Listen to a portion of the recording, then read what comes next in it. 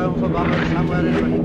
Fighting French pilots and air crews have been briefed to make a return to their Paris. The strike of the German power has thrown death to the bomb.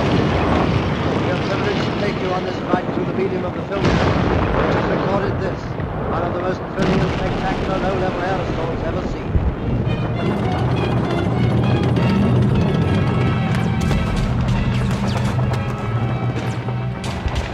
The objective is a power station on the outskirts of Paris. Object, bomb it completely out of action.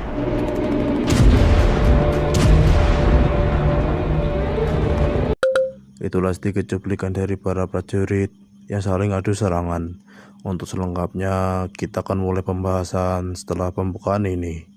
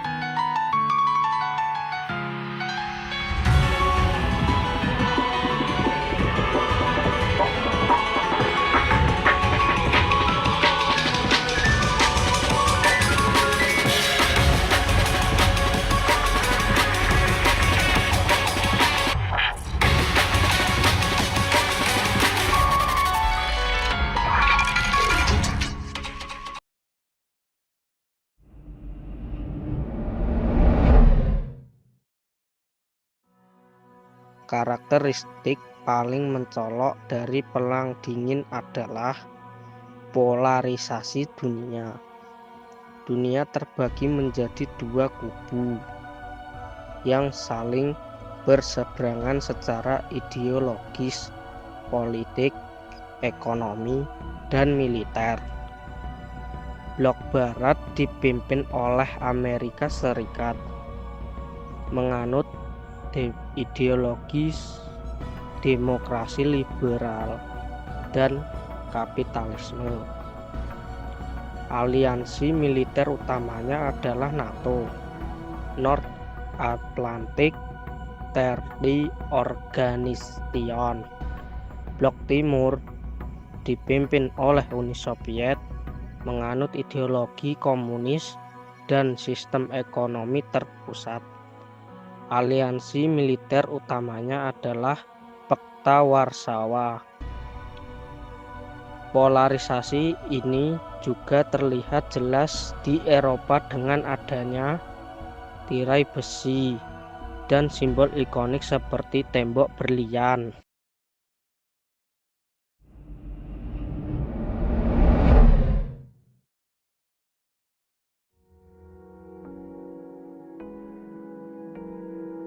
Amerika Serikat mengusung liberalisme dan kapitalisme yang menekankan kebebasan individu dan pasar bebas.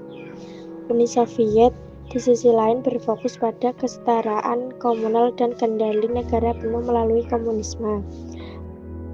Kedua belah pihak berupaya keras menyebarkan pengaruh ideologi masing-masing ke seluruh dunia.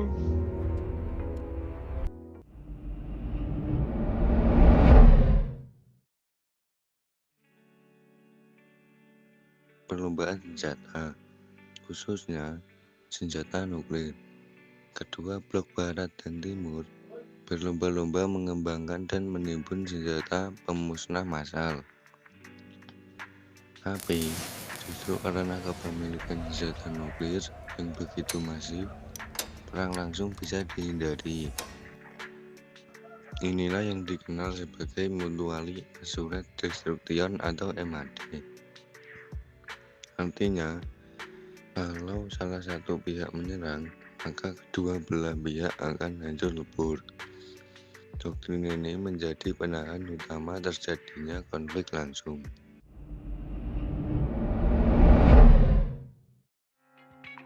Persaingan antara kedua adidaya ini tidak hanya terbatas di bumi, namun meluas hingga ke luar angkasa, dan ini dikenal sebagai perlombaan antariksa. Uni Soviet menjadi yang pertama meluncurkan satelit yang bernama Sputnik dan mengirim manusia pertama keluar angkasa yang bernama Yuri Gagarin.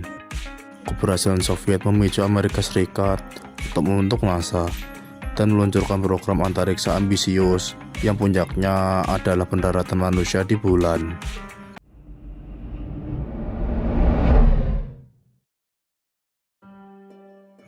Meskipun tidak berperang langsung, Amerika Serikat dan Uni Soviet sering sekali beradu kekuatan melalui pihak ketiga dalam perang proksi.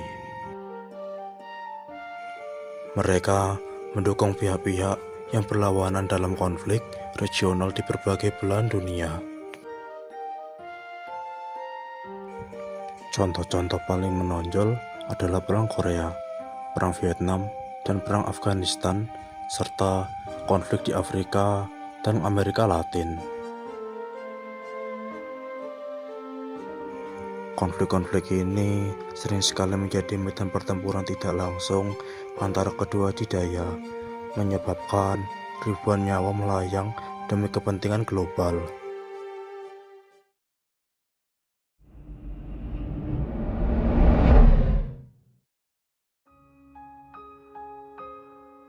Di balik layar, terjadi perang intelijen dan propaganda yang intens. Badan intelijen legendaris seperti CIA atau Amerika Serikat dan KGB atau Uni Soviet aktif melakukan operasi rahasia.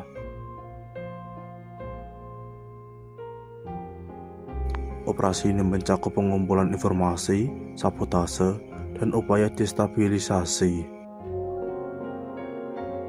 Selain itu, propaganda masif digunakan untuk membentuk opini publik dan mendiskreditkan pihak lawan, menciptakan perang psikologis di tingkat global.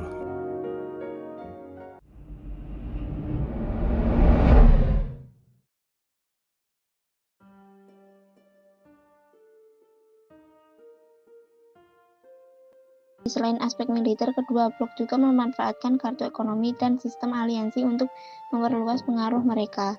Blok Barat membentuk aliansi militer seperti NATO, memberikan bantuan ekonomi melalui program seperti Marshall Plan untuk membantu pemulihan Eropa Barat dan mencegah penyebaran komunisme. Timur membentuk Fakta Warsawa sebagai aliansi militer, memberikan bantuan ekonomi melalui Comecon Council for Mutual Economic Assistance kepada negara-negara satelitnya.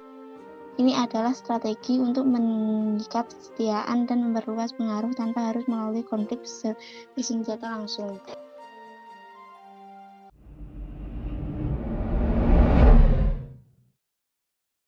Perang Dingin ditandai dengan serangkaian krisis yang berulang dan nyaris memicu konflik langsung berskala penuh.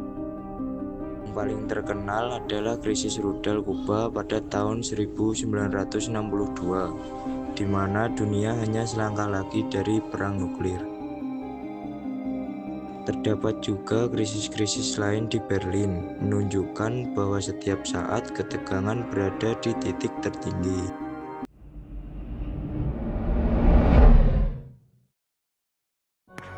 Namun, tidak semua negara memilih untuk terlibat dalam polarisasi ini.